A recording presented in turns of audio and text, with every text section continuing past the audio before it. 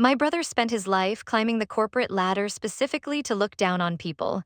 He equated financial elevation with human superiority. It took a catastrophic dual-engine failure at 30,000 feet, trapped inside a violent winter blizzard, for him to finally realize that I was the one holding the sky up. Arrogance is a comfortable blanket when sitting in the heated leather cabin of a private charter plane, sipping scotch while the world passes silently beneath you. But arrogance will not land a 40-ton glider in zero visibility. It will not de-ice a frozen wing, and it will absolutely not part the clouds when the engines flame out and the cockpit goes dark. For my entire adult life, my family treated my career as a tragic embarrassment. They were venture capitalists and corporate specialists.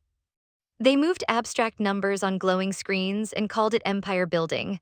I am a sector chief at an air route traffic control center. To my brother, Sebastian, and my mother, Victoria, my demanding profession was a blue-collar punchline. They thought I was a glorified call center worker, sitting in a cramped room, wearing a cheap plastic headset, reading off a script. They didn't understand the crushing psychological weight of the radar scope. They didn't know that when severe weather swallows the coast and emergency transponders flash, my voice is the only physical tether standing between hundreds of souls and a catastrophic descent into the earth. I move human lives, suspended in fragile aluminum tubes, traveling at 600 miles per hour through a hostile atmosphere. Operating daily at that level of absolute accountability gives you profound immunity to the petty judgments of people who have never held a single life in their hands. I would sit quietly at extravagant holiday dinners, listening to Sebastian boast about his latest corporate takeover. He would look at me across the table with pity and disdain, asking with a smirk if my shifts at the radar facility were getting any easier. He genuinely believed liquidating a struggling firm made him a master of the universe. He lived in an insulated world where every problem could be delegated and every mistake buried under expensive legal settlements. But gravity does not negotiate with corporate lawyers. Atmospheric icing does not care about your investment portfolio. When a complex mechanical system violently fails in the dead of winter, all wealth is instantly rendered terrifyingly useless. I knew the massive winter front moving across the Atlantic was going to be historic. We had tracked the severe pressure drops for 48 agonizing hours. The eastern seaboard was shutting down. Commercial carriers were proactively grounding fleets. But Sebastian, wrapped in his bubble of corporate invincibility, decided an executive board meeting was too important to delay. He threw his checkbook at a charter company, bullied a private pilot, and launched directly into the teeth of the blizzard. He thought his money purchased him a VIP ticket out of the storm. He didn't know that within 2 hours, he would be plummeting through ice-choked darkness in a dead aircraft, desperately praying for a miracle. And he had absolutely no idea that the calm authority reaching back to him through the static, the unseen professional about to take total command of his terrified existence, was the exact same sister he had spent his entire life pretending not to see. Growing up in our household, success was not defined by personal fulfillment, it was defined entirely by yield. My mother, Victoria, was a senior partner at a corporate law firm who viewed empathy as a negotiation tactic. Sebastian, my older brother, absorbed this philosophy perfectly. He was a prodigy of profit, moving from an Ivy League finance program directly into a ruthless private equity firm. They spoke a shared language of mergers, acquisitions, and hostile takeovers. I, however, did not speak that language. I was fascinated by systems, by order, by the invisible architecture that keeps the modern world from collapsing into chaos. When I joined the Federal Aviation Administration to become an air traffic controller, Victoria looked at me as if I had announced an intention to take up competitive dog walking. She couldn't understand why anyone with our family's educational pedigree would choose a job that required punching a clock and wearing a union-mandated badge. To them, my career was a failure of ambition. Sebastian would often joke at family gatherings, swirling an expensive glass of bourbon, that my job could easily be replaced by a moderately well-programmed algorithm. He viewed me as a toll booth operator for the sky. He had absolutely no conception of what happens inside an air route traffic control center. We do not look out of windows at an airport. We sit in a massive, windowless compound, staring at large radar scopes in a room kept intentionally dark and freezing cold to keep the equipment running. My sector covers tens of thousands of square miles of airspace, a three-dimensional chess board where the pieces move at 8 miles a minute, and a single miscalculation means hundreds of people die. The mental bandwidth required to maintain spatial awareness of 20 heavy jets, converging at different altitudes, speeds, and trajectories, is a crushing physical weight. You do not just watch the screen, you project the future into your mind, constantly calculating vectors, wind shear, and fuel burn. It is a job of absolute terrifying perfection. The contrast between my reality and Sebastian's was vast, yet entirely invisible to him. When Sebastian had a bad day, a stock price dipped or a quarterly projection missed its mark. When I have a bad day, a commercial airliner carrying 300 souls drops off the radar and the sky goes silent. I absorbed this stress quietly, taking it home, processing the adrenaline in solitude. I didn't complain, I simply did the work. But the invisible labor of that emotional restraint was exhausting. To sit across a dining table and listen to Sebastian complain about his private pilot refusing to fly into a moderate thunderstorm because it would spill Sebastian's coffee, it required a psychological discipline I rarely received credit for. He mistook my professional calm for a lack of complexity. He mistook my silence for weakness. This patronizing dynamic might have remained the status quo forever if not for the atmospheric anomaly that formed over the North Atlantic in late January. Meteorologists were calling it a bomb cyclone, dragging Arctic air deep into the eastern seaboard. The barometric pressure was plummeting at a historic rate. The internal briefings at the center were grim. We anticipated whiteout conditions, severe structural icing, and massive wind shear. As a sector chief, my job was to prepare my controllers for the chaos and begin the grueling process of metering traffic down to a trickle. Commercial airlines, prioritizing survival over profit, canceled flights by the thousands. The sky was emptying out. It is terrifying to look at a radar scope normally swarming with hundreds of targets and see it slowly go blank. But Sebastian did not believe in canceling plans. He had structured a massive acquisition deal in Boston, and signatures were required in person. In his mind, a weather event was just a logistical hurdle meant for lesser people. When his commercial flight was grounded, he threw an obscene amount of money at a private charter company. He booked a twin-engine jet, bullying the operator into accepting the flight plan despite the deteriorating conditions. Victoria, enabling his hubris, called me as I drove to the radar facility for my shift. She casually mentioned Sebastian was flying up the coast, complaining about the exorbitant fee. I pulled my car over to the icy shoulder. I told her, my voice tight with fear, that he needed to stay on the ground. I warned her the icing conditions at altitude were lethal, that the jet's de-icing boots could not handle this specific storm. She simply sighed, a dismissive sound.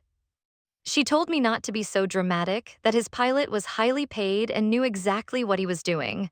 She hung up before I could explain that gravity cannot be bribed.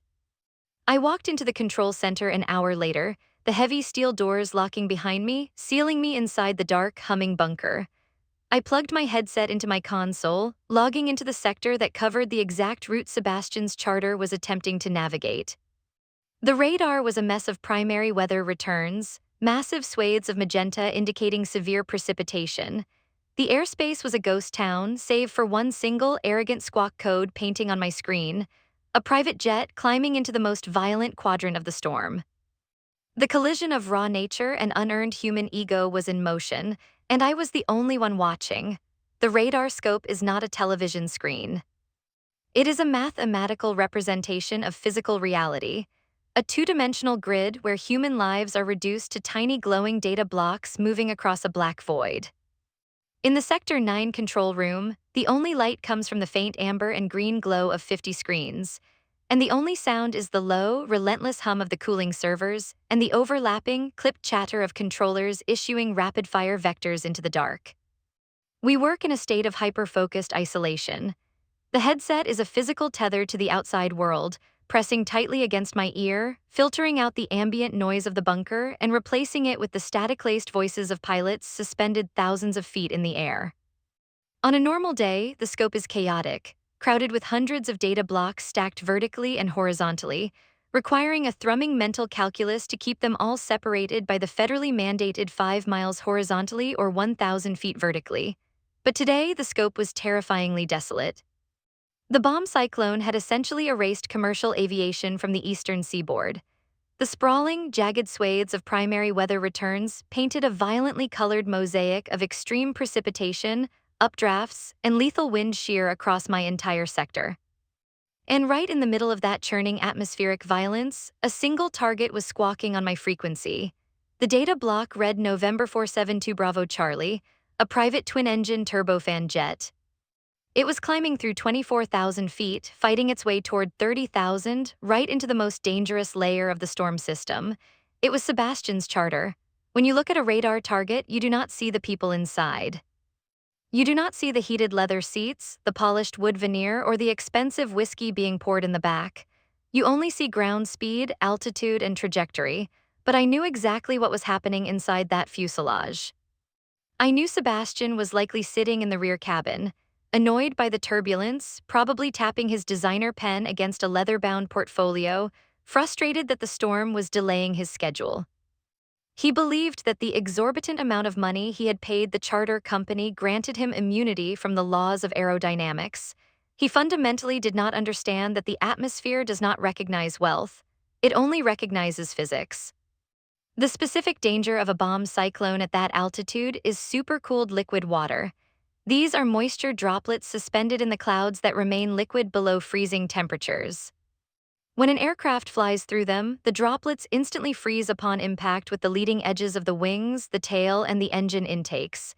It is called clear ice, and it is a pilot's worst nightmare.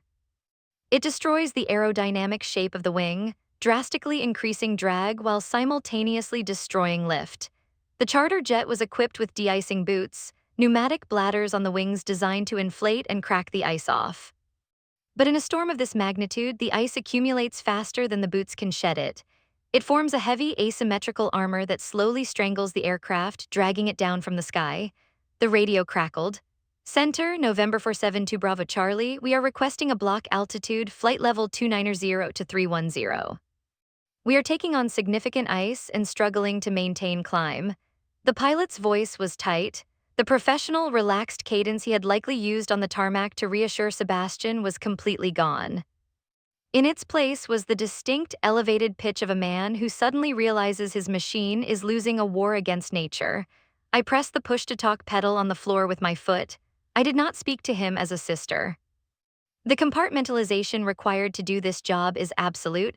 The moment I plugged in, my identity was entirely subsumed by the sector.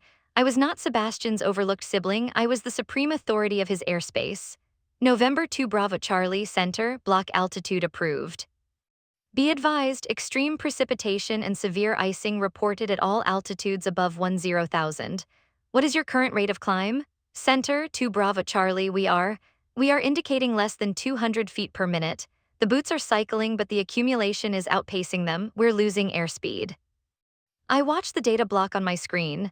The numbers indicating his ground speed were steadily ticking down. 300 knots, 280 knots, 250. The aircraft was bleeding energy. It was getting heavy, sluggish, fighting to stay airborne in thin, turbulent air. The psychological complexity of watching your own family member plunge into a life-threatening crisis on a digital screen is suffocating. There is a deep, primal instinct to panic, to scream, to warn them, but panic in an air traffic control room is a contagion. If a controller loses their composure, the pilot loses their anchor, and the situation degrades into fatal chaos. I forced my heart rate down, I slowed my breathing. I lowered my voice an octave, deliberately injecting a cold, mechanical calm into my transmission. November 2 Bravo Charlie, copy your speed decay.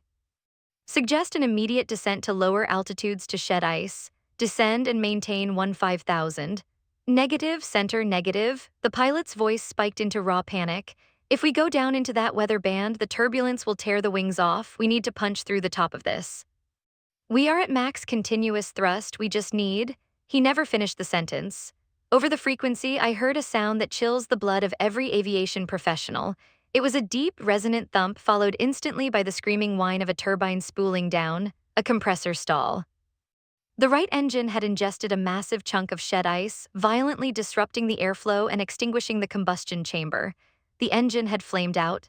Center, mayday, mayday, mayday. This is November 2 Bravo Charlie, we have lost the right engine. Uncontained failure, we are losing altitude. The tension in the control room spiked. The controllers adjacent to my sector stopped talking, turning their heads toward my scope. A supervisor materialized behind my chair, plugging a silent jack into my console to monitor the frequency. I did not look at him, I did not blink.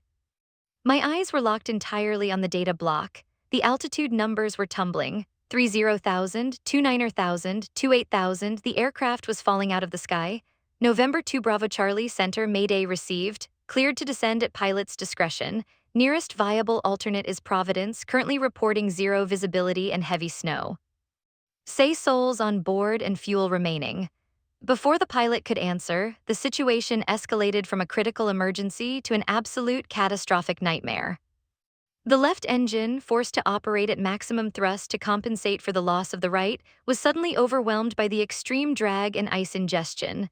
A second violent shudder echoed through the radio static, and then a horrifying, deafening silence. 2 Bravo Charlie. Center, we have a dual flameout. We have lost both engines. We are a glider. With the loss of both engines, the aircraft lost its primary electrical generators. The heavy, protective layers of modern technology instantly vanished. The digital screens in the cockpit would have gone black. The autopilot would have disconnected with a blaring alarm. And on my radar scope, the bright, data-rich secondary target suddenly vanished. The transponder was dead. All that remained was the primary radar return, a faint, ghostly green dot bouncing off the metallic skin of the falling aircraft. I no longer had their exact altitude or speed. I only had a raw, two-dimensional location, dropping through the most violent storm of the decade. Inside the cabin of that plummeting aircraft, the transition from arrogant comfort to primal terror would have been instantaneous. Sebastian's insulated reality was violently shattered. The heated leather, the expensive scotch, the corporate portfolio, all of it became instantly meaningless. The deafening roar of the jet engines was replaced by the terrifying, whistling rush of wind tearing across the frozen fuselage. The cabin lights would have flickered and died, plunging him into absolute, freezing darkness. The plane would be pitching and rolling violently in the severe wind shear, throwing him heavily against his seatbelt. For his entire life, Sebastian believed that he was in control because he possessed wealth. He believed that he could intimidate or purchase his way out of any consequence. But as the plane dropped through 20,000 feet, entirely powerless, he was finally forced to confront the limits of his own existence. He was trapped in a falling aluminum tube, entirely dependent on a pilot who was currently wrestling with a heavy, dead control yoke, fighting simply to keep the wings level in zero visibility. I knew Sebastian's psychological profile perfectly. When his authority was challenged, his immediate reaction was never acceptance. It was aggressive, frantic action. He would not sit quietly in the back and wait to die. He would demand a solution. He would demand to speak to the manager of his survival. According to the cockpit voice recorder transcripts recovered much later, that is exactly what happened. As the aircraft plunged past 15,000 feet, the cockpit door was violently shoved open. Sebastian, entirely unbuckled, threw himself into the cramped, dark flight deck. He was screaming at the pilot, his voice cracking with sheer existential dread, demanding to know why they were falling, demanding that the pilot fix it, threatening to ruin his career, offering him millions of dollars if he would just restart the engines. The pilot, physically exhausted, fighting massive aerodynamic forces just to keep the plane from entering an irrecoverable spin, screamed back at him to sit down and put on a headset. He told Sebastian they were totally blind, that the primary flight instruments were dead, and that their only hope was the air traffic controller guiding them on the emergency battery-powered radio. Sebastian grabbed the heavy plastic headset from the empty co-pilot's seat. He clamped it over his ears, desperate to hear the voice of the authority figure who was going to save his life. He depressed the transmission button on the yoke, breaking federal protocol, bypassing the pilot entirely. He was preparing to leverage his name, his status, and his wealth over the frequency. He was preparing to demand priority handling from the anonymous, blue-collar government worker on the ground. He had no idea that the calm, absolute authority he was about to speak to, the woman holding the entire weight of his fragile life in her hands, was the very sister whose career he had mocked as a pathetic joke for the last 15 years. I watched the primary radar blip drop through 10,000 feet, the static on the frequency broke, and a voice came over my headset. It wasn't the trained, professional cadence of the pilot. It was frantic, breathless, and saturated with pure terror. Center, this is Sebastian Vance. I am a VIP passenger on this aircraft. Our pilot is incapacitated by panic. We are falling. You need to get us on the ground right now, do you hear me? I will pay whatever it takes, just clear a runway and tell us where to go. Who is in charge down there? I demand to speak to your supervisor. The moral tension in the control room reached an absolute peak. The silence on my frequency was heavy. I kept my foot pressed firmly on the push-to-talk pedal. I took a slow, deliberate breath, watching his tiny green blip descend toward the frozen earth, and prepared to introduce my brother to the real world. The control room around me was perfectly still. My supervisor, standing inches behind my chair, was listening to the unhinged transmission of a civilian passenger seizing the emergency frequency. Standard operating procedure dictates that we immediately instruct unauthorized personnel to relinquish the microphone back to the pilot in command. But standard operating procedure does not account for a bomb cyclone, a dual-engine flameout, and a passenger whose entire worldview is built on the lethal delusion that he is always the smartest person in the room. I knew that if I ordered Sebastian to hand the mic back using standard aviation phraseology, he would argue. He would waste precious seconds negotiating his survival, treating me like a customer service representative. We were passing through 8,000 feet. We were entirely out of seconds. I kept my foot pressed hard on the transmission pedal. I did not raise my voice. I did not inject a single ounce of panic or sibling rivalry into my tone. I spoke with the cold, absolute, and terrifyingly calm authority of a sector chief who has successfully routed thousands of aircraft through the most hostile airspace on the planet. Sebastian. Release the transmission button, hand the headset back to your pilot, and strap yourself into your seat immediately, or you are going to die. The silence that radiated back over the frequency was profound. It wasn't just the absence of speech. It was the sudden, violent collapse of a billionaire's reality.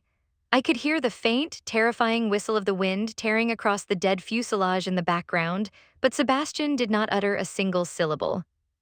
I knew exactly what was happening inside his mind at that very second. The human brain is an incredible machine, capable of processing massive amounts of data in a fraction of a heartbeat. When my voice came through that headset, cutting through the darkness and the terror of a falling aircraft, Sebastian's brain suffered a catastrophic cognitive short circuit. He recognized my voice instantly. It was the same voice he had spoken over at 100 family dinners. It was the same voice he had patronized, mocked, and dismissed as belonging to a low-level government employee. He was demanding to speak to the person holding the sky up. He was demanding a savior, and the universe, with its perfect, ruthless irony, had handed him the sister he despised. The second emotional hit for him must have been absolutely devastating. It wasn't just the visceral fear of death, it was the sudden, crushing humiliation of complete dependency. His hedge fund, his offshore accounts, his aggressive corporate takeovers, none of it mattered. The only currency that possessed any value in that freezing, plunging cabin was my technical competence. For his entire life, he had operated under the assumption that I was a failure because I didn't generate wealth. But as the altimeter unwound toward the frozen earth, he was forced to confront the terrifying, deeper truths. He was a man who only knew how to manipulate numbers on a spreadsheet, while I was a woman who knew how to manipulate gravity. I said, hand the headset back to the pilot, Sebastian. I repeated, my voice dropping an octave, carrying the heavy, immovable weight of federal authority. You do not have the bandwidth to survive this conversation. Give him the mic, now. I heard the clatter of the heavy plastic headset being dropped. A moment later, the ragged, hyperventilating breathing of the pilot came back over the frequency. Center, pilot is back on. We are passing through 6,000 feet. We are totally blind in the clouds. I have no primary instruments flying on standby battery. We need a vector to a runway immediately. The power shift was forming, not just between me and my brother, but between the aircraft and the storm. The pilot was no longer flying a multi-million-dollar corporate jet. He was flying a massive, heavy brick, completely blind, relying entirely on my mental arithmetic to find a strip of concrete he couldn't see. November 2 Bravo Charlie Center, I have you on primary radar. I am going to vector you for a no-gyro surveillance approach to Providence runway 33. Do not attempt to navigate. You will make all turns standard rate and stop turns exactly when I tell you. Acknowledge. Copy center, no gyro approach, I will fly your voice. That is the ultimate surrender in aviation. I will fly your voice. It means the pilot is giving up his spatial orientation, his instincts, and his control, handing his life completely over to the unseen controller in the dark bunker. At that exact moment, an internal realization washed over me, cold and clarifying. For years, I had harbored a quiet, burning resentment towards Sebastian and Victoria. I had wanted them to respect me. I had wanted them to understand the grueling, high-stakes nature of my profession. But as I watched his faint green primary blip descend toward 4,000 feet, that resentment completely evaporated. I didn't hate my brother, I pitied him. I realized how incredibly fragile his world truly was. He had spent his life building a fortress of money and arrogance to protect himself from the realities of the physical world, and it only took a localized weather anomaly to tear the entire structure down. He was completely powerless. I was the one holding the map. I was the one drawing the lines in the dark. I didn't need his respect anymore. I had absolute control over his continued existence. I leaned into my radar scope, shutting out the rest of the control room. The narrative pressure inside my own mind intensified, becoming a singular, laser-focused beam of concentration. The margin for error was mathematically zero. In a glider, you do not get a go-around. You do not get a second attempt. You either hit the runway on the first try or you crash into the surrounding terrain. November 2 Bravo Charlie, turn right, now. I watched the primary sweep of the radar paint his new position. The blip sluggishly began to arc to the right. I was calculating his ground speed against the severe crosswinds, estimating his descent rate based purely on the radar's refresh cycle. It is a grueling mental exercise combining complex geometry and atmospheric physics, performed in real time with human lives hanging in the balance. Stop turn, I commanded. Turning stopped, the pilot responded, his voice trembling but completely compliant. You are 3 miles outside the final approach fix. Do not drop below 2,000 until instructed. We were threading a needle in a hurricane. I was guiding a dead aircraft through a blind, frozen sky, steering them past radio towers and elevated terrain they couldn't see. The blizzard was raging outside their windows, a whiteout of snow and ice violently battering the fuselage. Inside the cabin, Sebastian was undoubtedly sitting in the dark, strapped into his seat, listening to the agonizing silence of the dead engines, entirely reliant on the sister he had deemed worthless. November 2 Bravo Charlie, turn left, now. I watched the blip respond. He was lining up with the extended center line of runway 33 at Providence. The airport itself was officially closed. The ground crews were taking shelter. The runway was buried under 2 inches of snow and ice, but it was the only flat piece of earth within gliding distance. Stop turn. You are on the extended center line, 8 miles from touchdown. You are cleared for the approach. I will call your descent. The silence on the radio was heavy, filled only with the static of the storm and the pilot's ragged breathing. 2 Bravo Charlie, copy. I pulled my headset microphone closer to my lips. I was no longer just an air traffic controller. I was a tether holding them to the earth. 2 Bravo Charlie, begin your final descent. Now, maintain your heading, do not deviate. The green blip crept closer to the edge of the radar screen, moving agonizingly slow and terrifyingly fast all at once. 5 miles, 4 miles, 3 miles, the altitude was critical. If they came in too high, they would overshoot the runway and crash into the freezing harbor. If they came in too low, they would strike the approach lights and tear the aircraft apart in a fiery explosion. I had to paint the picture in my mind, matching the invisible descent profile of a crippled jet against the reality of the unseen ground. 2 Bravo Charlie, you're slightly right of course, correct left. Now, correcting left, the pilot answered, his voice a tight whisper. Stop turn, you are on course, 2 miles from touchdown. Every controller in the sector was standing silently behind me now. The supervisor was rigid, his eyes locked on my screen. Nobody breathed. We were all trapped in that plunging aircraft, riding the final terrifying seconds of the descent. We were falling into the whiteout. 1 mile from touchdown, I said, my voice eerily calm, suppressing the massive surge of adrenaline threatening to flood my system. You should be breaking out of the ceiling, look for the runway lights. There was a brutal, agonizing pause on the frequency. 3 seconds of absolute silence that felt like 3 lifetimes. I watched the green blip merge with the digital representation of the runway threshold. They were on the ground or they were gone. The silence that follows a radar target merging with the ground is the heaviest weight a human being can endure.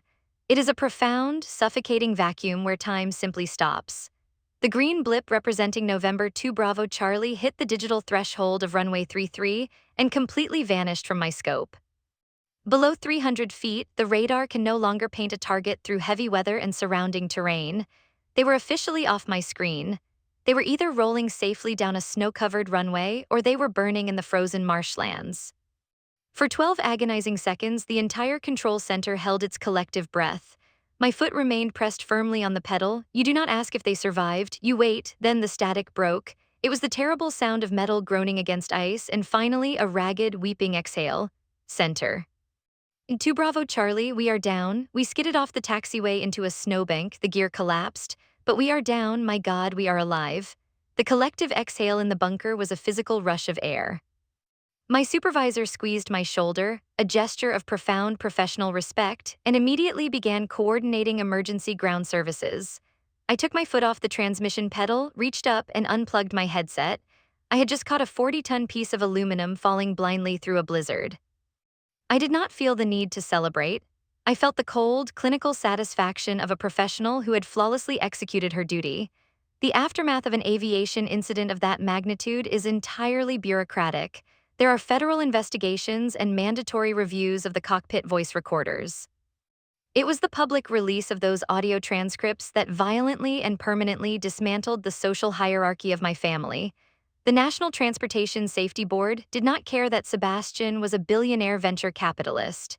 To them, he was a disruptive passenger who had critically endangered a crippled aircraft. His unhinged demands to buy his way out of a dual-engine flameout were documented line by line. But more importantly, my response was documented right alongside it. The entire corporate world he so desperately sought to impress read the exact moment his sister ordered him to shut up, and exactly how terrifiedly he complied. The first time we saw each other after the crash was 3 months later, summoned by Victoria to the family estate for a stiff, obligatory dinner. The atmosphere was completely unrecognizable. The mahogany table, which had served as the stage for a decade of their condescension, now felt like a tribunal. Sebastian looked much older. His arrogant, untouchable posture was completely gone, replaced by a tense, nervous energy. He couldn't look me in the eye. Victoria, the master of ruthless corporate negotiation, was profoundly silent. The invisible shield of their wealth had been shattered. Halfway through the meal, Sebastian finally broke. He reached into his tailored jacket and slid a heavy embossed envelope across the table. I set up a trust, he stammered, staring fixedly at his plate. A gesture of appreciation. I know the government doesn't pay you what you're worth. I wanted to make sure you were taken care of. It was the ultimate reflex of a man who only understood the world through transactions. He was trying to buy back his dignity. He was trying to pay the bill so he could pretend he was back in control. I didn't touch the envelope. I looked directly at Sebastian, forcing him to finally raise his eyes. "Put your money away, Sebastian," I said, my voice carrying the exact same cold, unyielding authority I had used over the radio frequency. "I didn't save your life because you are my brother, and I certainly didn't do it for a tip. I did it because it is my job. I do it every single day for people who don't have private jets, and I do it without asking for their bank statements." Victoria gasped softly, a reflex of shock, but she didn't dare intervene. "You spent your life believing your net worth makes you superior," I continued, the words landing with absolute truth. "You thought my career was a joke. But when the sky went dark, your empire couldn't buy you a single second of altitude. You survived because I allowed you to survive. Keep your envelope. I no longer require your respect." The status reversal was devastatingly quiet. Sebastian slowly pulled the envelope back, entirely dismantled by the reality of his own insignificance. The power shift was complete. I finished my meal in silence, stood up, and left them sitting in the ruins of their arrogance, surrounded by millions of dollars that couldn't buy a fraction of the authority I wielded every time I plugged into my radar scope. True power isn't the ability to buy a private jet. True power is the ability to catch one when it falls. Have you ever worked a critical, high-stress job that your family completely misunderstood? Have you ever had to sit silently while people who operate in total safety judge the heavy burdens you carry? If you have ever been the unseen force holding the sky up, leave an airplane in the comments below. Let me know your story. Share this with the silent professionals who keep our world running, because when the screens go dark, they are the only ones left standing between us and the ground.